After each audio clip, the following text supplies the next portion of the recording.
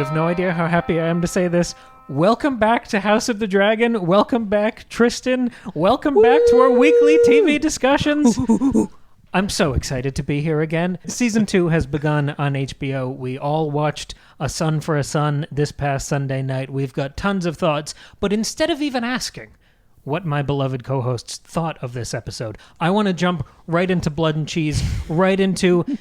I guess we're going to have to talk about it at the risk of being demonetized. The child being decapitated at the end of this episode. The two guys who do that are, of course, known in the book as Blood and Cheese. So this was our big incident. This was the big hoopla that we waited for. Once Maggie and I were reading ahead in Fire and Blood, those episodes over on Patreon, we knew this was going to be the very big cannon shot at the beginning of Season 2. Tristan, I want to get your POV as someone who is completely unsullied and unspoiled. What'd you think? Yes, and I want the audience to know that while the simultaneous House of the Dragon, Blood and Fire, episodes have been going on, Fire and Blood, whatever. See, I've read it so little that I don't even know the name of it. So I have avoided it specifically to avoid spoilers. So throughout our entire series, Cam and Maggie are going to have one perspective because they've already read and in depth gone through that book with you guys. I haven't seen it at all, and I didn't want to be spoiled. So everything that I'm seeing in the show is fresh. So that's the perspective that I'm going to bring this time. That being said, soap opera rules apply. We didn't see the child's head get cut off, so he's probably still alive. Just the head? I think, I think that's a solid take. I love that perspective. That's so funny. So you're a denier. So yeah, I'm a Blood and Cheese denier. I'm unconvinced. Jaharis truther. It's me. I'll carry the torch. But no, I thought. So just seeing it, and since I understand that my opinion on this is somewhat founded in reality from what I've read since, but in seeing it, I was a little underwhelmed by the way that was carried out. Obviously, the subject matter in and of itself is it's terrifying. It's atrocious. It's horrendous. It's awful. Leading up to whenever they're in the sewers or going through the Magor's tunnels or whatever, it was almost like a buddy comedy. And it was so the tone that was stricken there was like, okay, all right, they're kind of like bungling through figuring out, but I mean, they're there to murder, but you don't know. I especially didn't know that they were going to go after the child, right? Because Damon says go get Aemond, and they're like, okay, that's what they're going to do. And then seeing how the plan kind of changes on the fly because they sort of lean into, okay, well, these guys maybe don't know what this guy looks like. I mean, yes, the eye patch is a thing, but they're like, okay, this is the closest thing. It's just a son for a son. We'll just get one of them. And they were the ones who undertook to decide to kill the child. Sort of like, again, taking some agency away from the parties here, sort of like how it made Aemond killing Luke accidental, right? Now you've got the child killing being sort of accidental, kind of got away from them. They lost the plot a little bit and things kind of got out of hand. Who could have seen where that was headed? Very nice, very nice. So okay, so that in it. So the tone that was stricken was sort of strange. In that they were sort of like going through it. I felt like they could have made that a little more grave in tone, a little more horror-y. But then whenever they get in there and Helaena is in the room with them, I don't think they did a good enough job switching to that really, dire tone. It still ended up, and through when the kid's head is chopped off, felt sort of like a comedy of errors, right? That's sort of the way that it played out. It was like, which one do we get? And then she points at one and like, okay, she might be lying, and the guy goes, aha.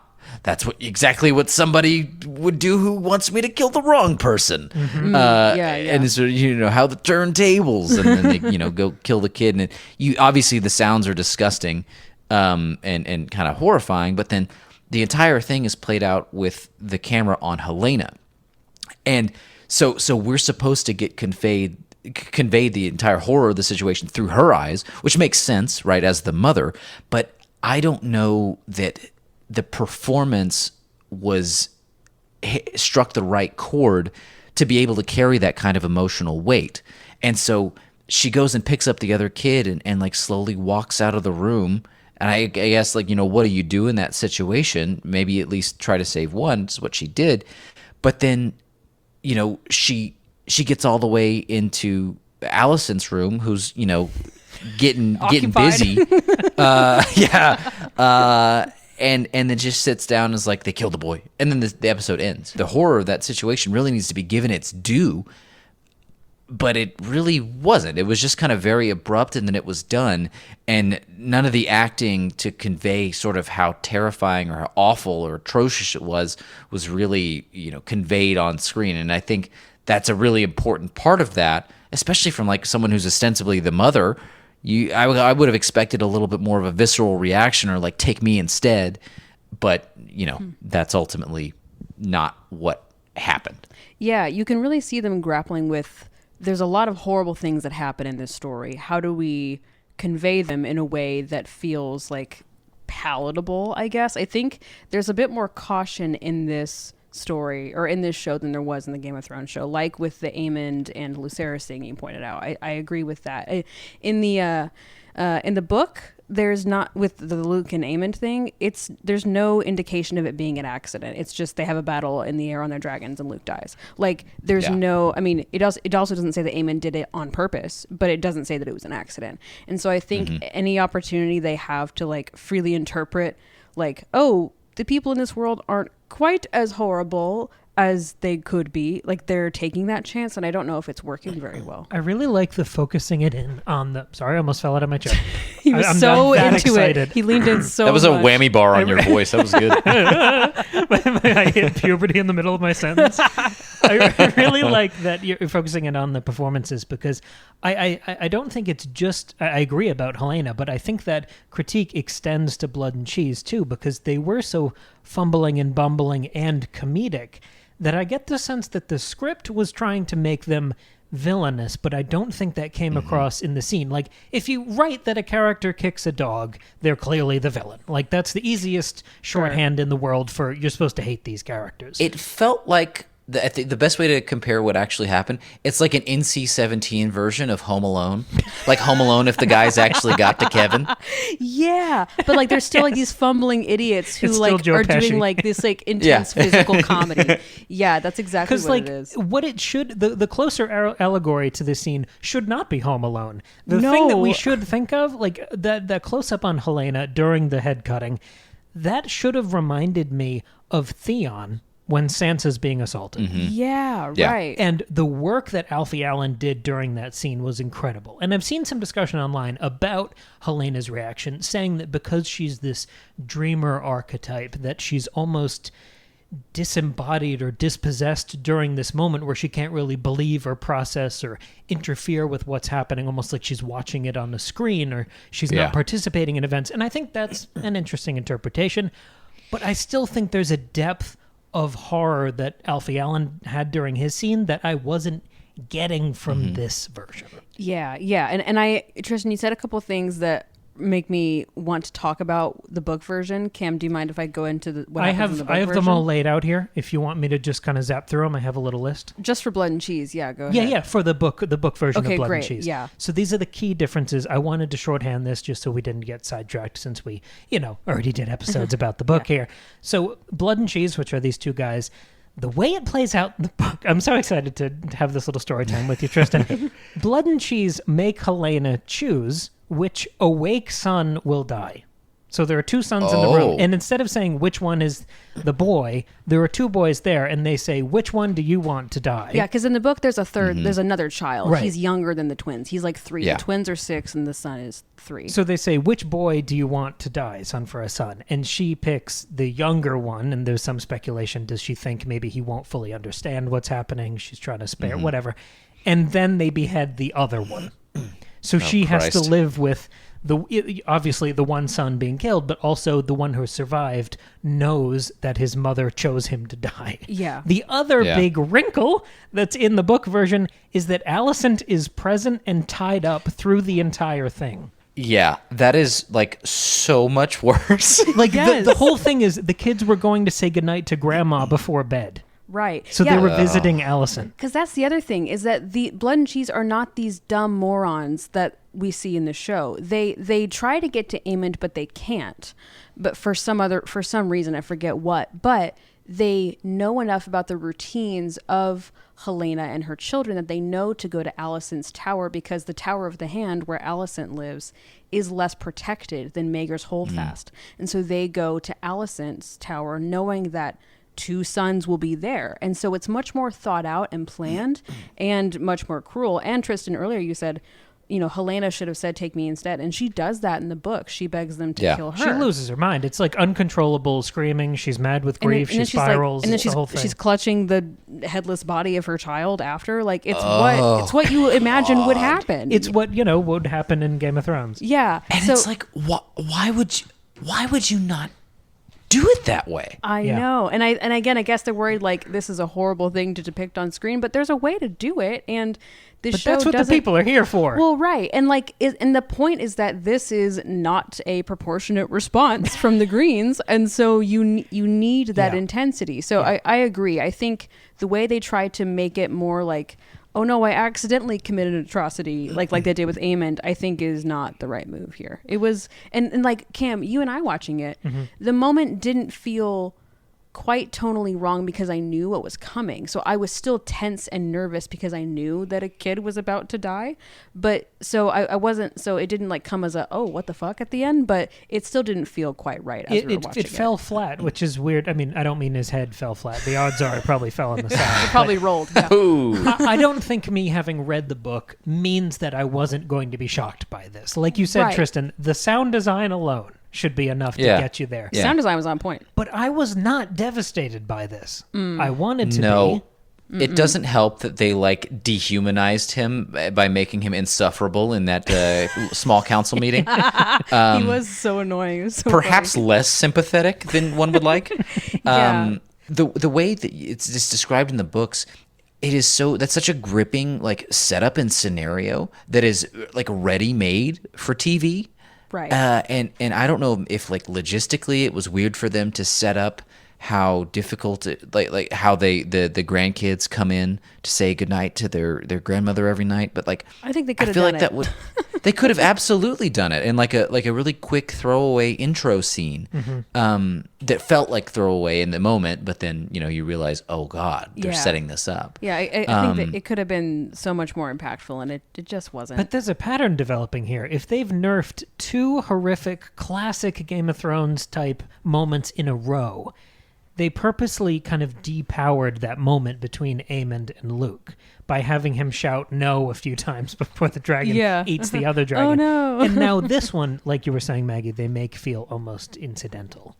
That was you or that was Tristan? It was, I don't know who said All right, the word that was the team. incidental, but it was the team. Yeah. The team did it. This is a pattern that's developing now. So we can ask the larger question of why. Why are we doing this? It's not a TV 14 rated show. No. So why are we suddenly pulling our punches with the war crimes that should incite a civil war? Well, one thing I had thought at the end of season 1 was that the marketing of this show really loves us like trying to choose a side, but I think like universally everybody is Team Black, and I think they were kind of hoping that, well, if we make Aemon's murder of Luke look more accidental, people will be more sympathetic, but then we have to balance it, I guess, and make the Black's response also more accidental. Like, I don't know. But that's what I don't understand, because if you wanted to tilt it back and sort of keep that fire going or ignite that fire of, oh man, maybe the Greens are defensible at this point in time,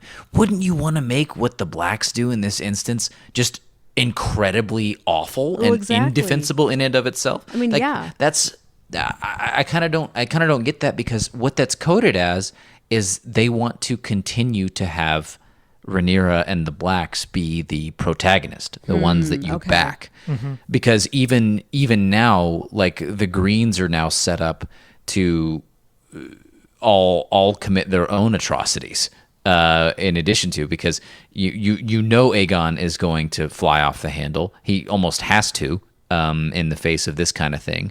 And so still we've got Rhaenyra feeling the most justified in that she had a child die, and then Daemon took it upon himself. Now, arguably, because she went into the council meeting and said, "I want Aemond," she knew that she was talking directly to Daemon and knew that he would do something about it. True. But they still didn't intend for that to be the case. So it's like, okay, maybe they're not so as bad of actors as they could have been otherwise. And now, since the Greens don't know, and we know that the Greens don't know what was actually supposed to happen, maybe we're still in a position where we sort of defend the actions of Rhaenyra and say, well, it didn't mean to go that far. I don't know. It is kind of strange messaging. Yeah. It's unexpectedly inconsistent because the script does seem to understand our relationship with these characters. Obviously, you wouldn't spend the first half of the first season building up our emotional relationship with younger, more innocent versions of these characters, making sure we could see both sides, at least initially, for Rhaenyra and Alicent. You wouldn't do that unless you were going to really test those allegiances later. So it's weird, after so many episodes with this older cast, to be pulling those punches. There's a moment I'm thinking of with Daemon when he's talking to Eric, one of the twins with the shitty beards, when they're saying, we are sworn as gold cloaks to defend the royal family, so what do we do when they start attacking each other?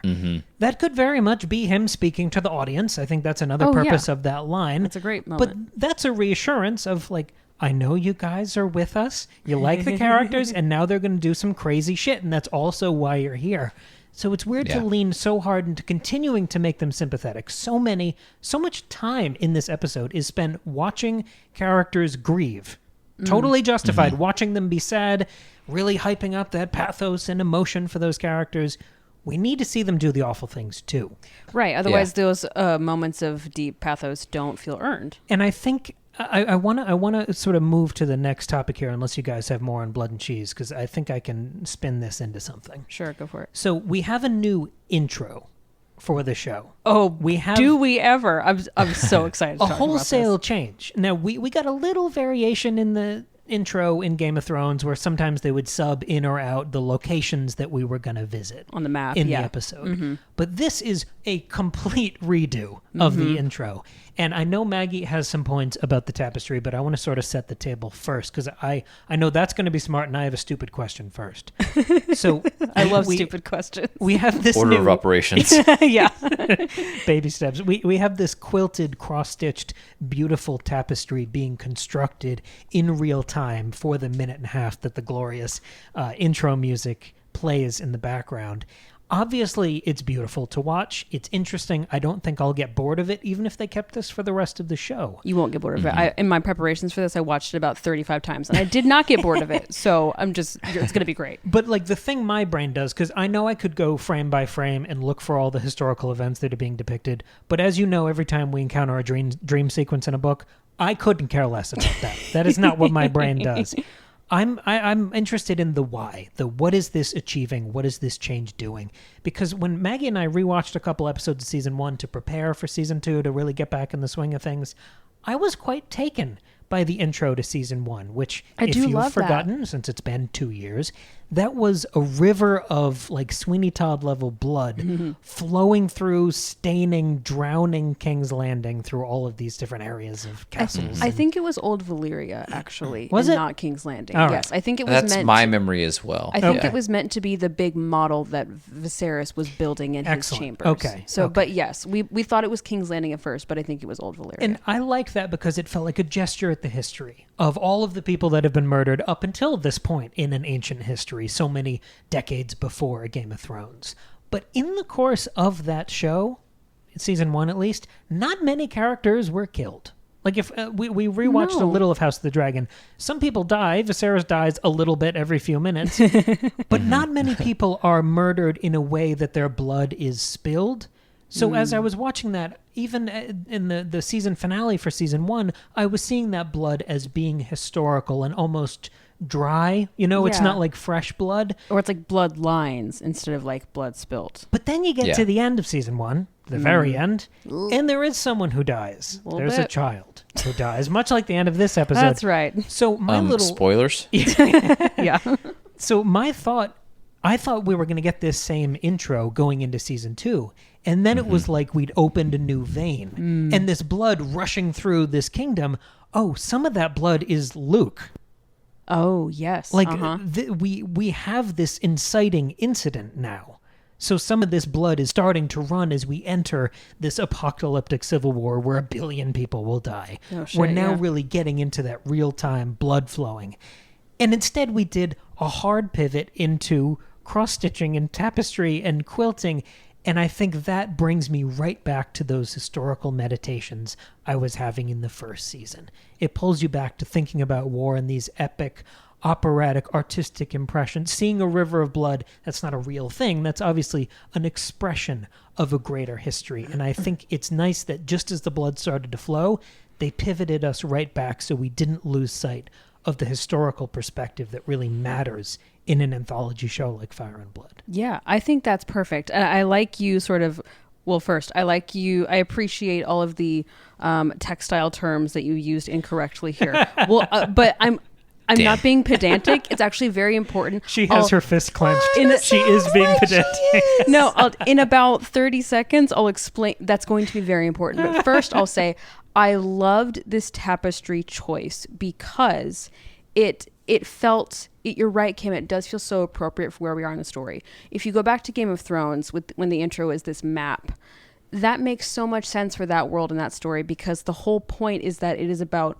war that is fought across nations, across peoples, across the land, and it's all about strategy and planning and where do you put your little pieces on the map as you plan, your attacks on your enemy and how do things cross, how are things connecting with one another, where are the players in this game. In season one, season's about crafting. well, there is also that. and then in season 1 of House of the Dragon, it's about establishing like this line, this historical family of the Targaryens. They come from Old Valyria, right? And so then to move into this tapestry, it makes perfect sense because the whole House of the Dragon story, the Fire and Blood story, is about crafting and weaving the history of the Targaryens. The whole book, Fire and Blood, is a history of the Targaryens. And one of the most common and like impactful ways that history was recorded in the Middle Ages and beyond, apart from writing, like from books, was through tapestry. And I think that works perfectly here. But to go back to your textile terms, Cam. So I actually want to mistakes. share. No, I'm not gonna. The point here. Your offenses. I should give some quick background. For those of you who are new, number one, I am an art historian by training, especially in medieval art history. So a lot of that's going to come in here. Number two, I am a sewist, quilter, embroiderer, cross-stitcher for fun on the side. And Is it really called a sewist? sewist? I didn't know. know that It either. sounds so weak. I don't like it. Sewist. Sewer? No, it's I would sewist. have said seamstress. No, I'm not a. Oh, see, a spinster. no. Cam, old maid. We are literally married, but that's fine. No. But so that context is important, but no. So looking at this tapestry, it's not actually a tapestry. It is in fact an embroidery. So a tapestry is when, a textile is created by weaving, no, this is important, by weaving threads vertically and horizontally, like together to form a textile. And when you make a tapestry, you integrate different color and types of threads to form an image in your tapestry. So like the image is literally part of the textile.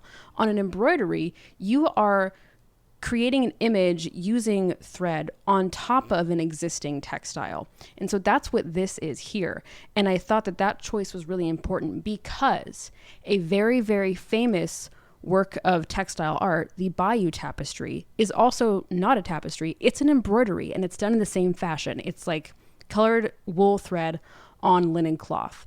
And I'm mentioning the Bayeux Tapestry because that is exactly what I think this is trying to emulate. I'm going to ask you all after this or during The listeners. the listener and Cam and Tristan to look up the Bayeux Tapestry. If you're on YouTube, we'll have some photos running through, and also we'll include a link, but it's spelled Bayeux, Bayeux Does it have Tapestry. like crocodiles and stuff? No, it does not. It's not that kind of Wait, hold on. There was some letters I didn't expect in there. yeah, What is it?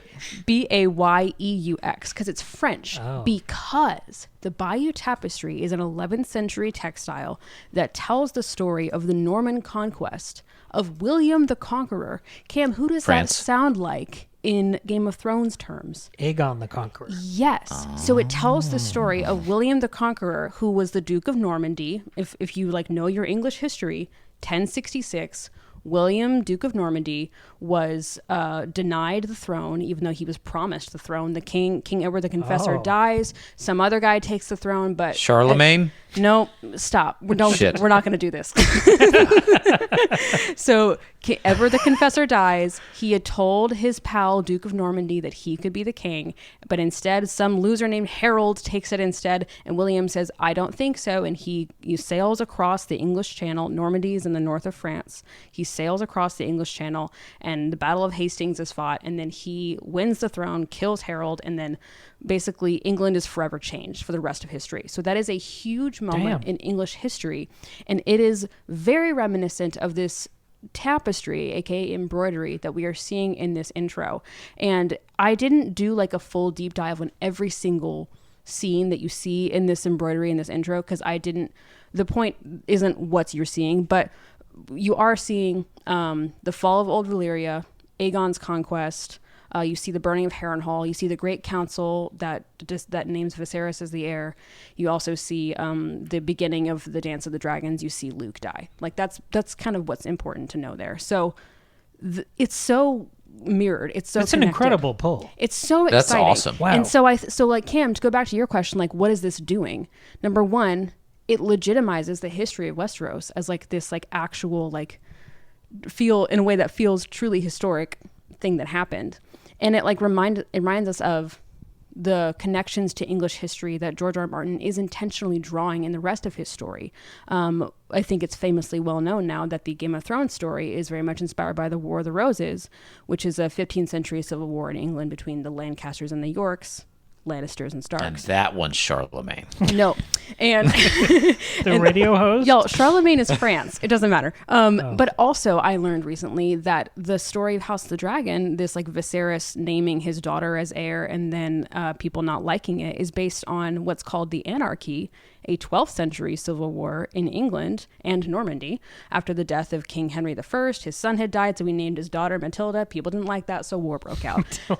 Matilda. Is that what that's about? No, it's not. I never read that. Was she like, could she like live shit with her mind? Yeah, that's exactly what happened. But so like it connects it to English. It further connects this story to English history, a thing that like feels really important for the history of Western fantasy. But what it's also doing is it reminds us that this story is ongoing, because Cam, you noticed too that it's not like they're just showing us static shots of a tapestry. We are literally seeing it being woven and embroidered and created in real time. And it tells us that the story is still ongoing and that it is not finished, because you don't see the end of this story in the tapestry. At the end of the intro, you see Luke dying, which is the beginning of the war. And so it reminds us that it's still ongoing. And what's even more interesting is that the Bayeux Tapestry, while likely finished, it was made like in the decade or two after the Norman conquest, like very soon after, like during William's lifetime. But the end of it is missing. And historians don't think that it wasn't complete. Like, why would somebody commission a 70-meter long tapestry only to not it's finish 70 it? meters long? It is so long, Tristan. It is so long. It is. I'm looking at a picture of it right now, but I guess I didn't appreciate No, that I should have said that at the that bat. entire thing. Wow. It's is massive. It's so long. Do you roll it up? Yeah, no. Right now it's on display in a museum in Normandy, and it's like you like walk through the halls to look at the whole thing, and it's like not even in pieces; it's in one thing. But why would you go to all this trouble only to not complete it? So we think just part of it is missing. But what's cool is that the tapestry itself doesn't have an ending. Like the ending is missing, and that tells us that the story is just like the story of England is still ongoing. The story of England is not ended, and so I thought that was such a cool thing to introduce into their intro.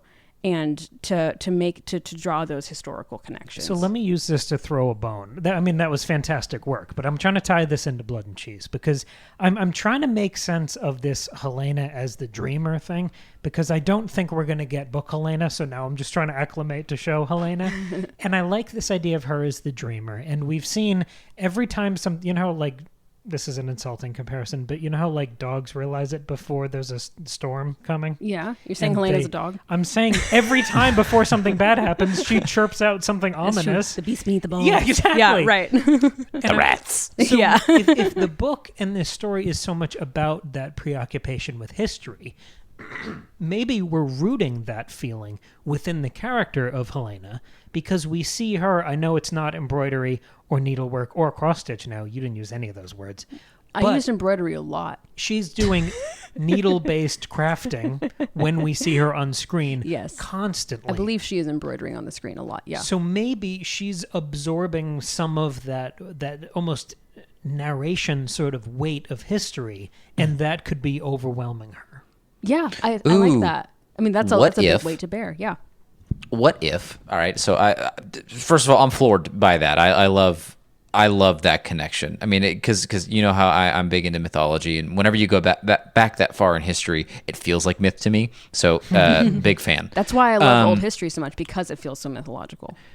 But what I'm saying here is like, okay, so yes, the historical connotations are there, but since we're getting so much like clairvoyance coded information whenever Helaena is on the screen, what if this is not like a history? What if this is like the idea here is that this is the tapestry that Helaena is weaving, and she's seeing all of this stuff happen, and we're just following her, but she's already drawn all this stuff. Well, so cool. it's already laid out in front of her. So, it's what's going to be history to us is like she's writing history in the future. Well, that's really interesting because in the book, there's we've talked about this a lot in our Fire and Blood episodes, but the book is told as a history. And often the like fictional maester who's writing this history will say, well, this account says this and this account says this, and we're not really sure what happened here. And so the job of this show is to decide like what is actually like canon. And so I think that makes perfect sense. Like this idea you're drawing out, I think works really well, is Helaena is the one sort of telling the story. Because even in the Bayeux Tapestry, there are things in there that are inaccurate, or there are examples where people have gone in and added things thinking that it's correct, where it's not. Like for a long time, there was a sort of misunderstanding or misbelief that Harold, the usurper, that he died with an arrow through the eye. So like hundreds of years later, somebody sewed in an arrow through his eye, and now they're like, well, actually that's not what happened, but people just thought it was, so they canonized it in this tapestry. So there's all that complexity of what's real and what's not. So I like that as Helaena sort of being the weaver here. I mean, which when she's got that spider connection, that makes perfect sense, weaving and creating this web. And if we're taking what happens in the history or the book as somebody after the fact writing it all down, it would also make sense if the book paints the blacks in a worse light. If it was written by one of the greens, and in this case, if it's done by Helaena, that tracks. Interesting.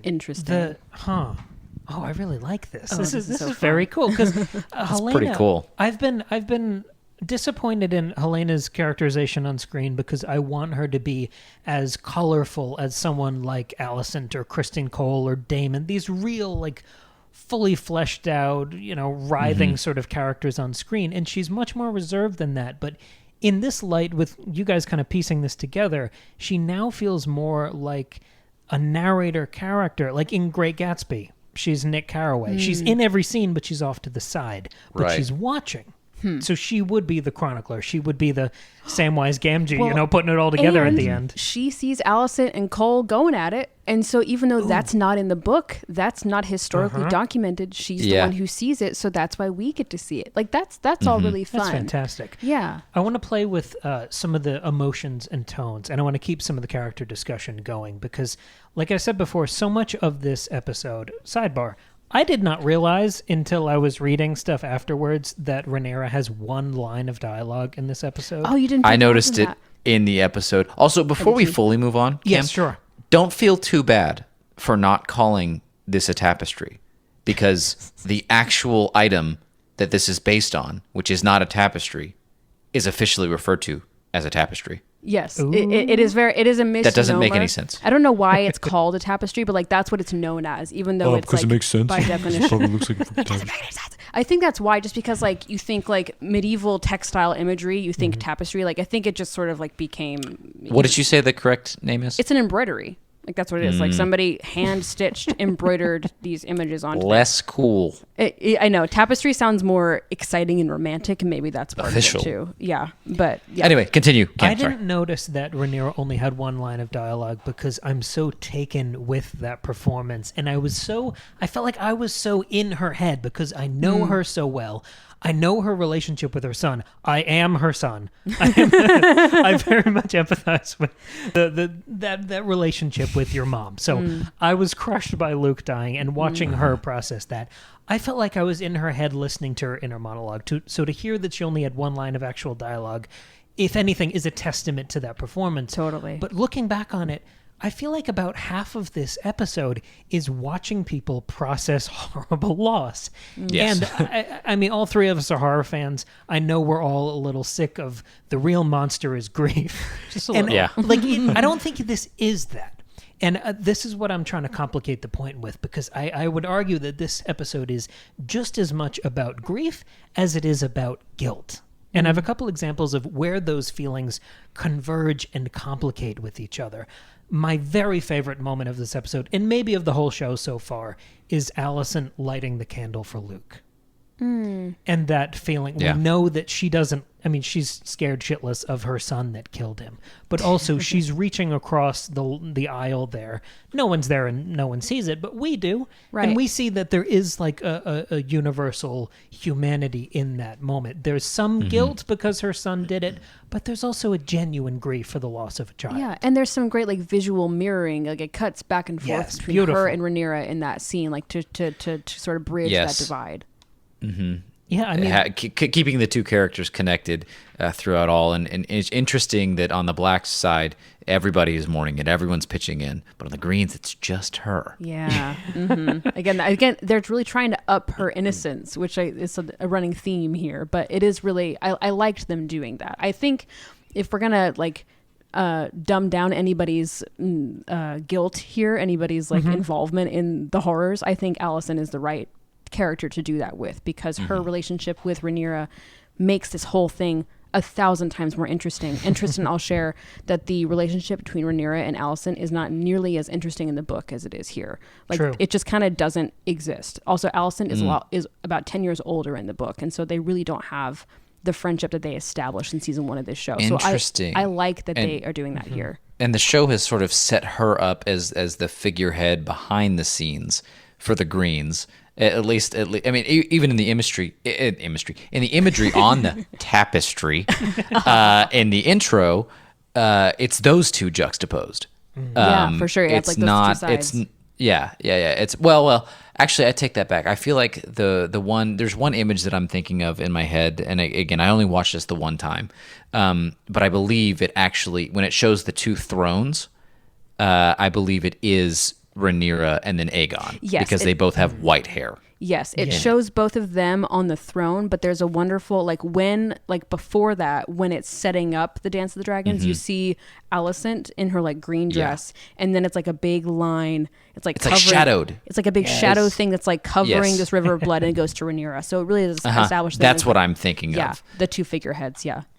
yeah, So anyway, sorry. That duality's fun, the grief and guilt thing. A couple more examples to rattle off.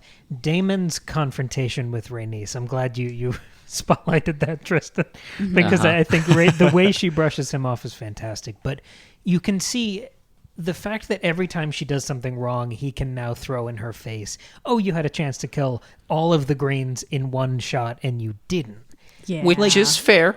Very fair. There's an envy underneath that. That's not just him being mad at her. That's, I wish I had that opportunity to solve the problem. Absolutely. This guy just wants to do things. He's trying so hard. He's grieving kids too. I mean, sure. Rhaenyra had a miscarriage one episode ago that was his kid, so he's got his fair share of grief and guilt for, I mean, he choked her like 20 minutes later. He's got all sorts of stuff going on. But we see that struggle, even if it's not emotionally articulate. We see him scrambling and overreaching and overreacting. Blood and Cheese is much sloppier than his usual machinations. Yeah. Similarly, Alicent, I think she's got a fair share of grief and guilt. I already did one example there, but I loved the scene of her in the bath where she's like, she tells everyone to leave and she just starts scrubbing at her arms. Because for me, and I will not belabor the point, but that's a little Lady Macbeth. Yeah. That's a little blood on my hands, out, damned spot. It just felt like a nod to bring me back. But tonally, I just loved how the episode. Well, I've got actually something to say about that scene. Okay, do it. And it actually relates back to Larys, who Maggie. What did you call Larys? He's the foot of the king, not the hand, yes, but okay. the foot. Makes sense. And I thought that was hilarious. So Thank you. He there's a scene with Alicent where he's like, hey, I did some digging into your like handmaids and saw that some of them may have been, spies, so they like don't breathe our air anymore. But don't worry, I've replaced them all and handpicked some of my own choosing. Now, prior to this, he says that, hey, I tried to get in touch with you earlier, but your handmaid said you were indisposed. And that's, now we know, the viewer knows, that she was in the middle of sleeping with Kristen Cole. And, they make the whole big deal at the end of that scene about, like, we can't do this again. But Larys is telling her, and none of this is said, but Larys is telling her in subtext that he knows exactly what she's up to. Oh, yeah. So his eyes are already on her. And now he's taken away her agency further by surrounding her with people of his own picking, right? And then so immediately after that is when we get the scene of her in the tub, and she starts to feel, yes, you've got that out damn spot context or lens that you can look at it through, but it's also, she's looking around and goes, oh my God, I don't know any of the people around me. I don't know who I can trust. I'm at my most vulnerable right now. Get rid of the threats. And that's when she says, let me be by myself. I think what's going on right there is she is thinking about, how deeply entrenched her deal with the devil in Larys has become at this point in time. Because if we remember, I believe Larys was the one who had Rhaenyra's original consort, who fathered Jace and Luke by killed. And Also that his sort of set brother. in motion. Yeah, and his brother. His brother His as own well. brother and father. Yeah, amazing. And so we're continuing to see that pay dividends, and he's taken over the Littlefinger times 10 role. Littlefinger and Varys sort of combined, but a more effective version of both because he's hands-on. He's not just using his little spiders or little birds to go around and know things. He's doing that and effecting like death behind the scenes. Big finger. Yes, Yes, exactly. No, I think the that's thumb. The foot. I think that's a much richer lens to view that scene with. I can't see past Macbeth myself, but I'm glad one of you can. But genuinely, I think you can then layer that back into the themes here of, I think she feels a little bit of guilt for enabling this like Frankenstein monster of Larys Strong, who has now grown past her. He's not her tool anymore. She might be his. But also we see her when she's talking to Otto. She's been like walking these same halls for so much of her life now, and things have never been worse for her. She can't even rely on her kids to be nice to her. Her dad's not nice to her. Her husband's dead. She's surrounded by the ghosts of, marginally better times. And I think there's sort of an ongoing grief there too. The way she talks about Viserys now, I feel a genuine love there that I didn't really feel when he was alive. Yeah. I mean, it's a lot of her really trying to like to get some control, to reclaim her agency and get control, because like you both laid out, so much of it is being stripped away. So I think even like in the scene she has with Kristen Cole, like number one, now that she's no longer married to Viserys, I think she feels a little bit more like morally free to do what she likes with Kristen. But I think too, like both the times we see her with Kristen, she's in a position of dominance, like literally. And I don't know if it's always fair to psychoanalyze people during those moments because it feels so Freudian, but like it's a show, it's though. Visual storytelling, Yeah. right? She's in positions of dominance and power in both of those situations. And I think she's really just trying, and then she like stands up to Otto and all this stuff. So I think she's really trying to like reclaim a lot of that agency and control that she had lost, especially with people like Varys. Yeah, she still has to defend it, but she is still effective. Like what we saw in that small council meeting was her being the voice of reason. That escalation where Aegon is like, "You be the pony," to the Lannister at the table. You know, she's the one who backs everybody down off of that. Basically, advises caution.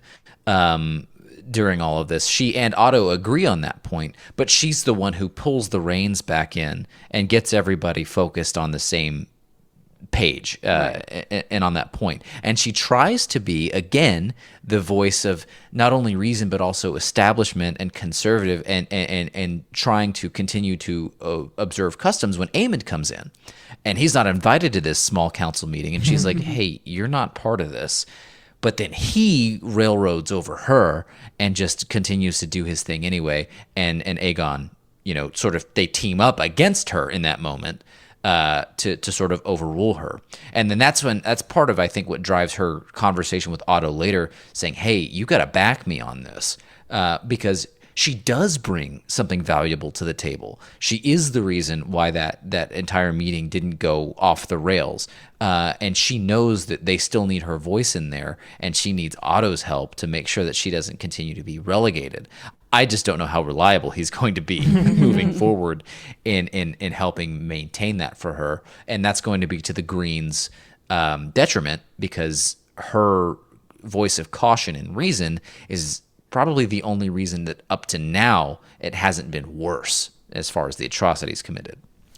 As he moves into this new role, and maybe an independent role, do we have any other insights on Larys Strong? Well, I mean, it's hard because I know some things about what happens later because I have read the book, but so I can't say too much. But I really kind of saw him, I don't want to say struggling in this episode, but he wasn't quite as on top of it as he was at the end of season 1. He doesn't have quite as much power over Alicent as he did in the past. He's really just trying to get things settled and to like figure out where he sits with Aegon, because he has that moment where he's like, hey, like he kind of says without saying, I could be your hand, the king, right? So you see him trying to figure out like what to do there.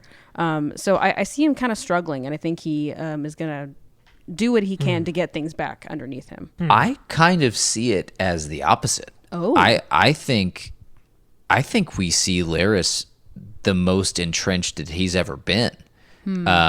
He's now got a stranglehold over all of Alicent's movements. He's planting the seed of doubt in Aegon's ear about how effective Otto is. Just after 3 or 4 petitions go by and Otto's saying, no, you did this wrong. No, you did this wrong. No, he's a kid, but he's still the king, and he's still a Targaryen. So he's got an ego. And so Larys is feeding into that. So he's already gotten the mom in Alicent, and now he's starting to worm his way into Aegon because he knows what Aegon wants to hear in this moment, right? He's not telling him anything new, but he's just feeding into that insecurity.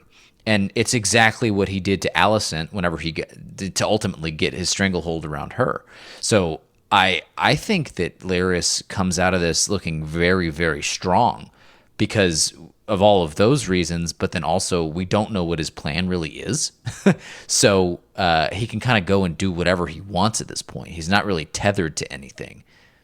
I can totally see that. You know, maybe part of it is that he shaved his beard, and I thought it made him look weaker. Maybe that's what it was. That's true. He's slimy, significantly slimier. He looks more like a foot guy than he ever has. I'm interested in this Littlefinger comparison because I don't think it's just their occupations. I think it's sort of a hatred and nihilism that underpins these characters because Littlefinger comes from no one and nothing. He doesn't have any sort of royal family or even possible 50th Order effect claim to the throne. He's just a guy who can cause trouble and make some money along the way. But Larys Strong is almost of a disgraced house because we've seen all through last season the last name Strong became a pun punchline for Aemond when he wanted to riff on Rhaenyra's kids who are bastards. So I don't think there's any world within Larys's lifetime that his family will be part of the respected nobility again. So there's no path for him to inheriting some sort of castle and retiring with a nice little farm. So is he in that same sort of nihilistic position? Does he live and die by the approval of the ruling Targaryen / Hightowers? Yeah. Is this man an island? I think he's got to because, like you said, otherwise, what does he have? Burned down Harrenhal? Like, he doesn't have anything. I think that's what he has to do. Because he doesn't have these tethers. He doesn't have, like, a family or a house to really speak of, and he's the spare anyway. He was never prepped for that. And all of those things in conjunction mean that he's able to chase power by exerting control over others because he can't really claim it firsthand, but what he can do is sort of puppeteer those who do have the power. And that's what we see him doing. I don't really know what his motivations are. I do know that part of the means to that end is worming his way and gaining control over, the actual key players. It's interesting to see him break with Alicent so early, now that we're really in the swing of the war in Season 2. To break that alliance immediately is interesting, because now he's a man without a royal benefactor. Like, he's maybe the most powerful one playing the game, but I don't think technically he is playing the Game of Thrones right now. At least not for himself. He's playing his own little game on the side. Like, maybe he could align with Aegon and he could become Hand of the King, but he doesn't have any vested interest in Aegon. Yeah, I mean, this is something we definitely talked about this at length in our Fire and Blood series once we know more of this story. So I don't want to, step on anything we did in there. But, I think one thing that I ended up coming away with from that was Larys survives by keeping the people in power around him alive. Like, that's how he survives, because he can't survive in the way that most people do. He can't take the throne. He can't, be this great warrior. Right. He can't do a lot of these things. So he just, kind of sneaks and worms his way around and keeps the right people alive that, by extension, keep him alive. He's a parasite disguised as, a symbiote, right? Yeah, because for sure. he, ostensibly, whenever he came onto the scene, he was helping Alicent. And now at this point, and to push back on what you just said, Cam, I don't think he's broken his alliance with Alicent. I think he's threatened her, right? He's basically said, hey, your maid said that you were indisposed, which is a veiled threat of him saying, I know exactly what's going on, and don't fuck with me because I can ruin you, right? So he's done that thing, that underhanded Game of Thrones politicking, where he's like, hey, I've got dirt on you, so you probably don't want to piss me off. And he's put her more under his thumb, right? The power dynamic has shifted, but I still see those two parties as aligned, willing or not. Yeah, I agree. That's a great point. I don't know if they've fully broken. They're not in the same place they were at the end of season 1, but I wouldn't say that he's said, well, Alicent's not a helpful ally. He's treating her like an equal now. Okay, yeah. More than him, she brought him to the dance, so he has to defer to her. Now he's kind of pushing back and speaking his mind. Sure. Yeah. I feel like if this was like NASCAR, right? They were on the same team, but then he, at the turn, overtook her, right? And then she didn't sort of expect that. And now, yes, they're still racing and vying for the same position. If one wins, then the other wins. But he sort of symbolically is trying to assert himself and say, I'm the one with the reins now. Is there a metaphor in there where he watches while her tires get changed? Just go fast, turn left. While we're complimenting individual characters and performances, I just wanted to give a little shout out to Tom Glyn Carey, who's playing King Aegon II. Oh, he was so good. I thought, Tristan, I think you used the word revelation talking about this character. Wow. I mean, I'll let you talk about it for a second here, but just wow, I love this performance. Absolutely. It was such a welcome tonal shift, like the levity that he brought, especially at the beginning. He's like, "Where's my kid?" Between that and then like the meeting, like yes, it's trying to show that he's not really cut out to do all the king stuff, at least yet. He's not experienced yet, but it's such a vast improvement over in terms of likability from whenever he was first on the screen.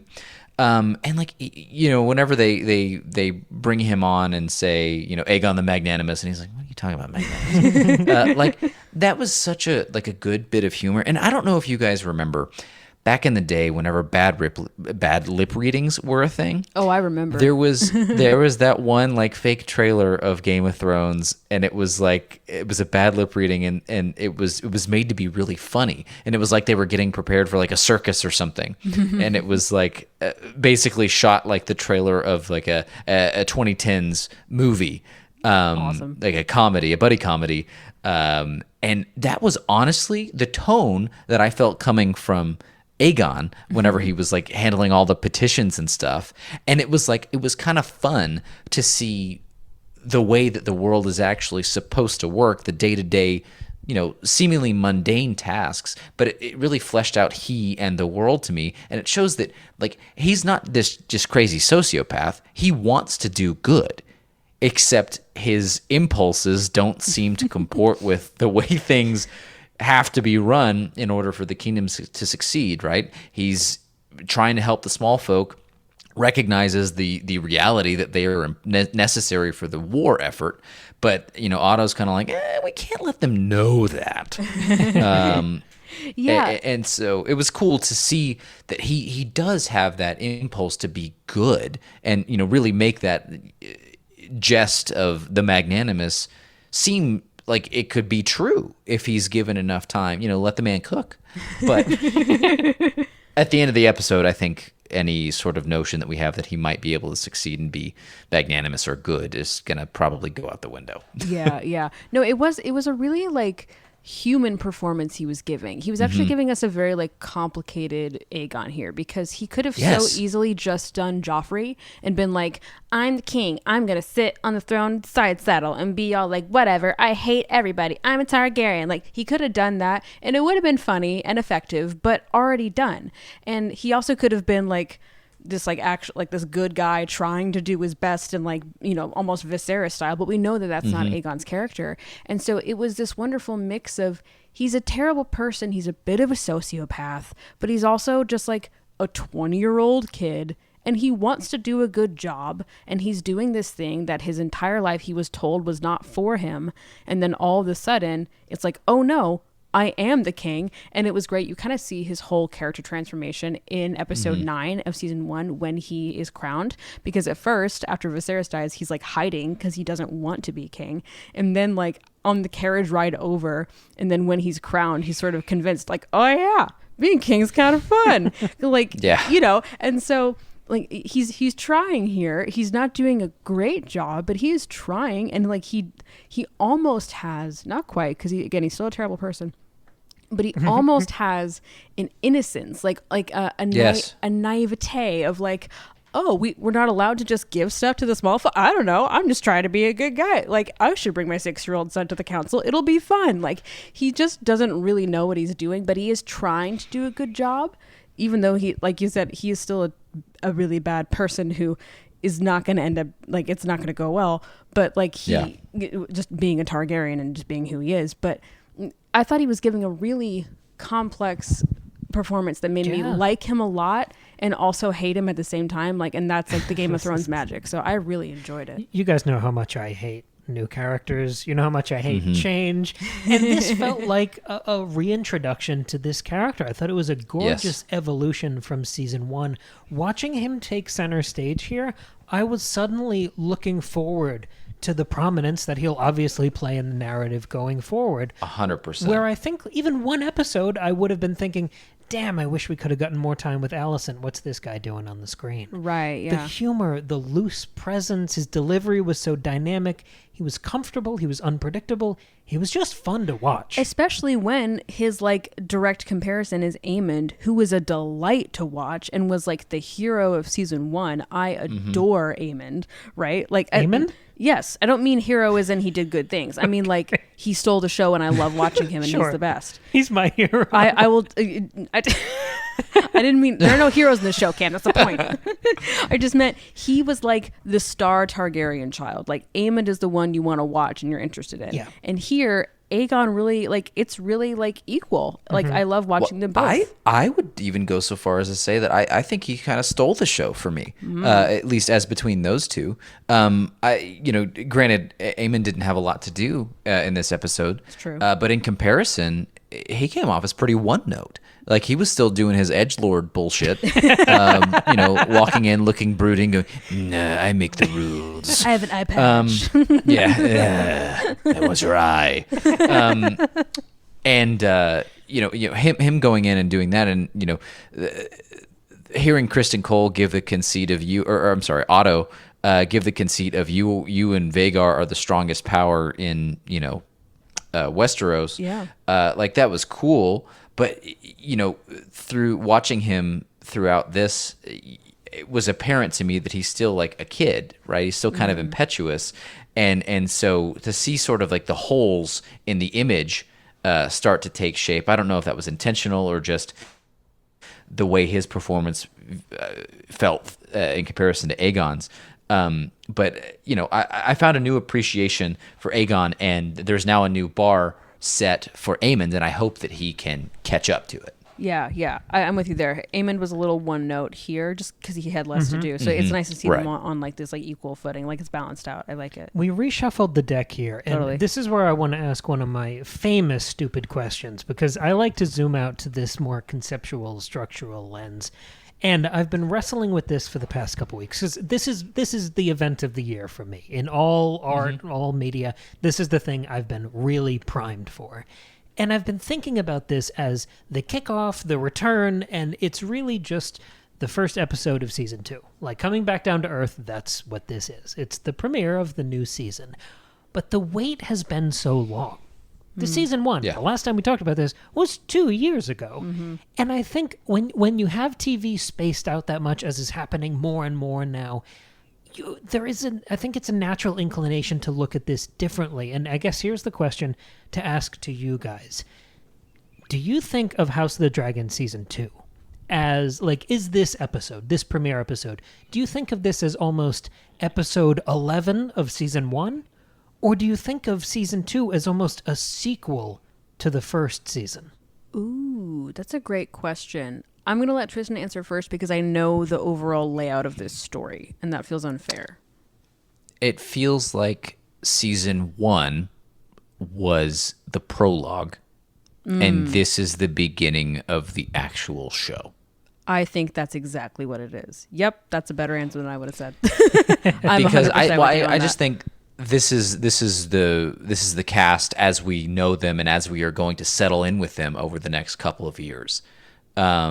Versus before, there was so much change. I mean, changing actors of literally your entire main cast. That's jarring. And for that to happen midway through a season, have to reestablish or establish for the first time connections to these actors in roles that we had already begun to connect with, portrayed by different people, Millie Alcock and stuff. Like, she did such a good job.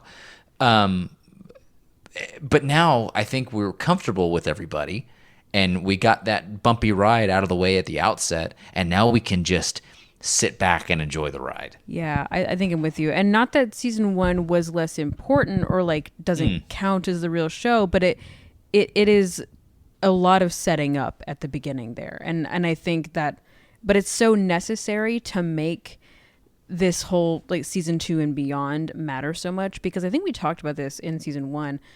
They could have started with episode 10 or even episode 9 of season 1, but they didn't, because they wanted to give us that prologue to get us completely like on board with and understanding of these characters and their relationships and their histories with one another. So I think it's like season 1 is essential, but it's an essential prologue. Cam, what do you think? No, I feel much better about this hearing you guys, and I think you're both right. And now I'm looking back at season 1 as a prologue, and I think the way that ends, even though the season almost in my head feels like it ends with Viserys' death, and then there's just a little, what's going to happen next season with the last 2 episodes. They feel like almost a trailer for this oncoming war. Yeah. I feel like season 1 lets us know what to expect. It sets a tone for this world that we then get these beautiful improvements upon as we head into future seasons and episodes. It reminds me of the way I felt watching season 2 of Game of Thrones, where after the way that first season ended with Ned being beheaded, spoiler, What? it Sean made, like, that was such a throat clearing narratively. That was such a moment, like, you were looking right into the camera and saying, this is the kind of show we're making. Strap in. And after I'd seen that finale and I knew what happened to Ned, it recontextualized everything else. Sure. The brutality that I'd seen up until those weren't feints. That was all real. The stakes were all real. So it made that whole thing feel like a prologue.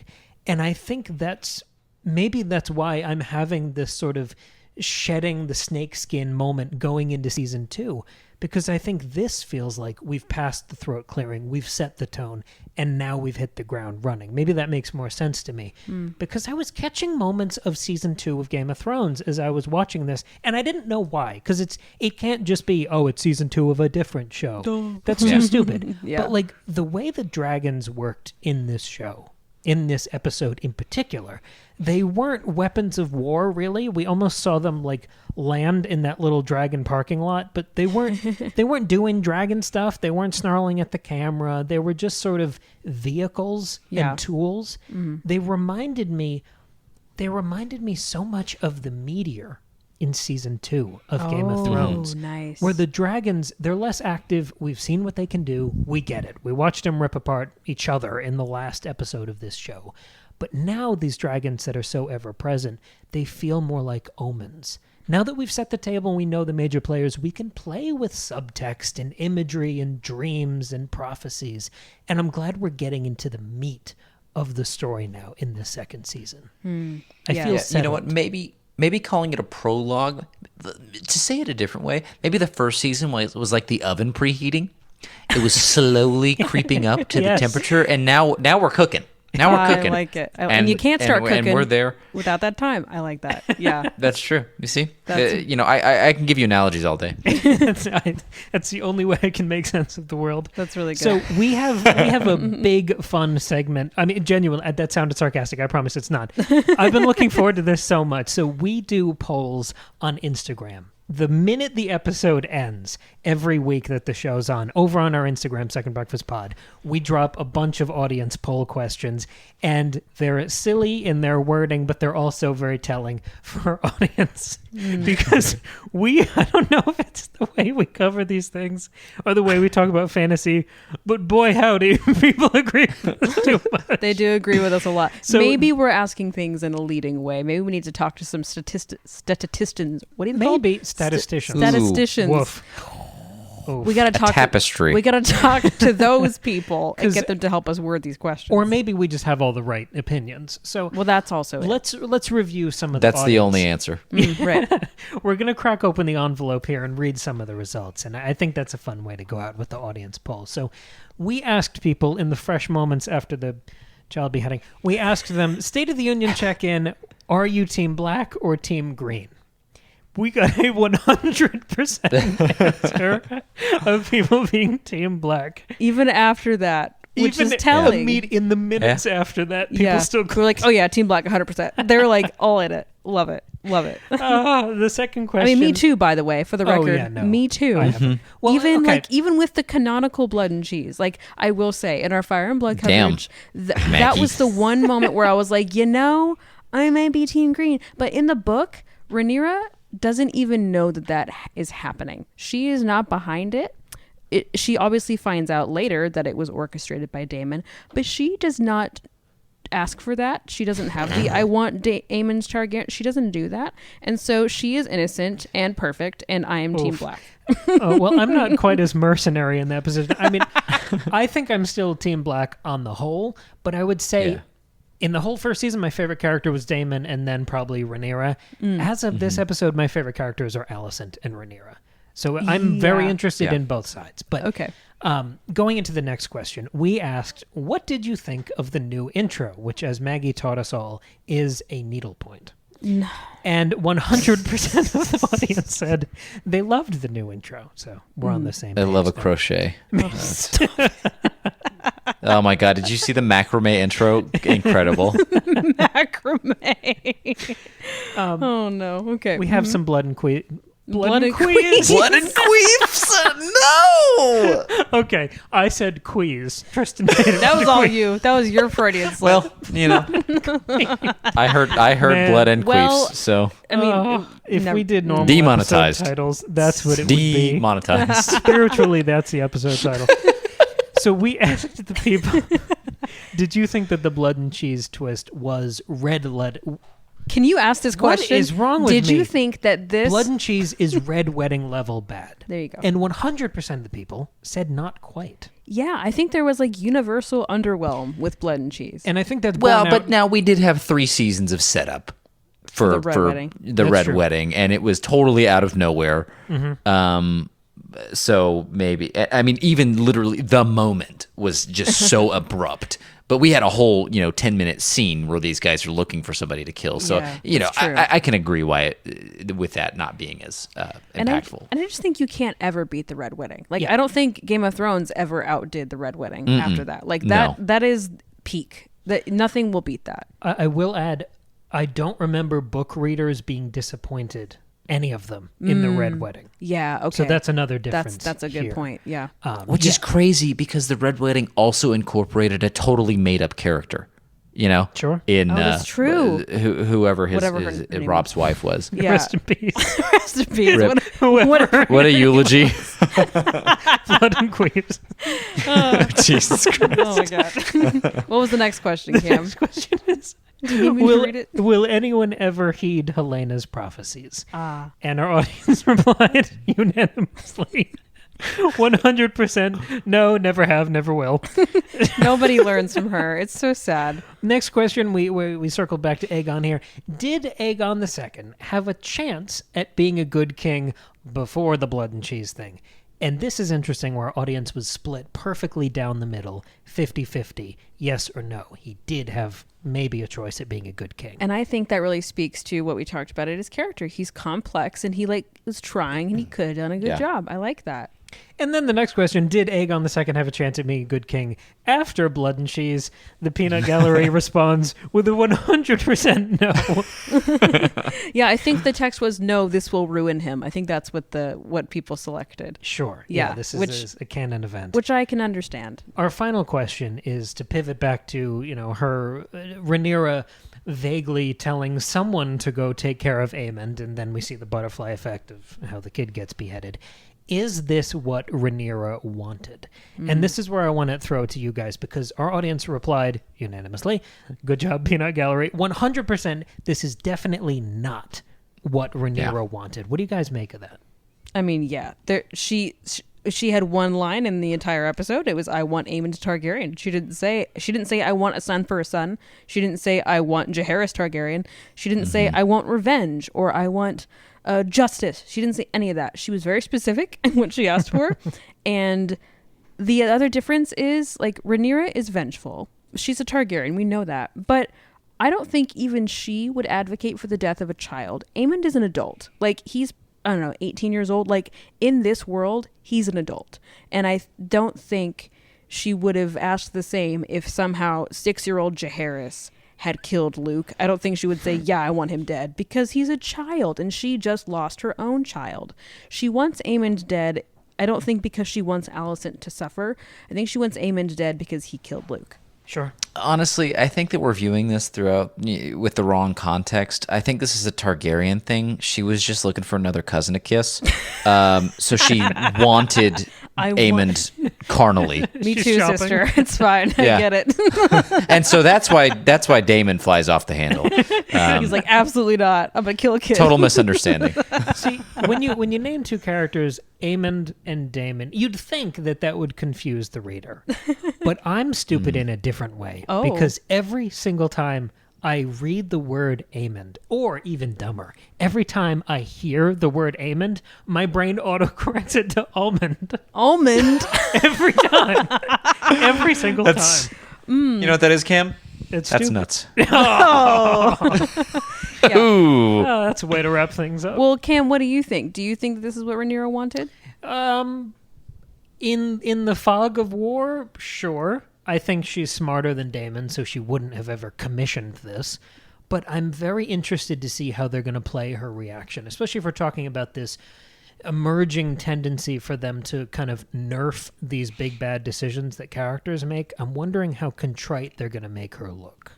Yeah, that'll be interesting. Will she be mad at Damon for messing it up? Because, like, I'm reminded of The Staircase, which is the true crime documentary series on Netflix. It's my favorite true crime thing I've ever seen because good. every single episode, fully 100% no shot, convinced me in the opposite direction of what I'd thought the previous episode. And I think you could play this show more like that if you have the characters be despicable in turn. So you could make this Rhaenyra's villain arc for a few episodes if you have her be totally unflinching and uncaring about this. I don't Sure. think she will, but imagine a world where you did play characters almost like, professional wrestlers where they would be heels for a while. I want them to play with the characters like that and certainly not pull those punches. Yeah. Yeah, and you know what? This whatever her efforts are, I think the through line is that whatever she does, it's sort of doomed. You can see it in the motif of the tapestry intro. We can call it a where tapestry. It's fine. I'm gonna get It over all. it. I mean, if it's good enough for the Bayou, As long as we it's don't good enough for us. as long as we don't call it a cross stitch, that is fine. Or a quilt, Yes. Cam. Why do you keep throwing that one in there? Is it because So I'm in the curly paper Mickey? mache intro, the motif there is it starts with a drop of blood, and that drop of blood keeps spreading in every single individual scene thereafterwards, meaning that what started out as something innocuous relatively just leads and spirals out further and further and further until it overtakes the entire painting. And in this case, that's blood spilled, and it doesn't really matter at this point what Rhaenyra tries to do. The idea is that you can't then put that back in. You can't get that out of the tapestry. It's just going to keep getting worse and worse and worse until pretty much the entire painting is red. And I think that's where we're headed. I like that. I think that's a great way to think about it. Yeah, 'Cause- Yeah, well, I mean, like, this whole thing is like disproportionate responses. Like, Aemon's killing of Luke was not at all the right move, and then here the blood and cheese reaction is not the right reaction. Like, it's all a little too much, and I think it's going to keep spiraling out until things just get worse and worse. Oh, I've gotten so much more out of this episode just from talking to Me you too. guys. 100%. So I'm even much more 100%. excited for the next one. Thank you, everyone, for listening and for supporting us over on Patreon. If you want to get those episodes about Fire and Blood, Maggie and I have gone through that for the past 2 months. Every week we've been doing deep dives into that. Also, And- we're still doing it. We're going to read the whole book. I don't know Yeah, if you guys we knew are. that. We're reading the entire book, so keep an eye out for that. Ooh, I can't, and I hope you all know, I am an avid listener of just Cam and Maggie's regular day-to-day stuff, and it is killing me not to listen to those episodes because I'm trying to keep myself clean. You're for this exercising series. great restraint, and you'll have to wait for years, literal years, before you can listen to it, because boy, does that book move through plot fast. So I'm sorry for you. Damn it. I mean, I guess you listen to like episode 1, but that's probably about it. No, I'm stronger than this. Don't tempt me. But if you want to know what happens on this show, you can listen to our Fire and Blood Yes, coverage. and if you want to participate in future audience polls, those will be over on Instagram on Sunday night, Second Breakfast Pod. Thank you very much for listening and supporting the show. I know I shouldn't have favorites, but these are my very favorite episodes. I thought you were we going to do. pick one of us to say who your favorite was. No, of course. I would Do never compliment Tristan and then Maggie would take it as a compliment to her. That would be obscene and absurd. That happened off pod. We don't need to talk about it. Thanks for joining us. And we'll see you next week after the next blood-curdling episode of House of the Dragon. Bye. All right. And Cam thinks I'm the prettiest. Aww. Bye.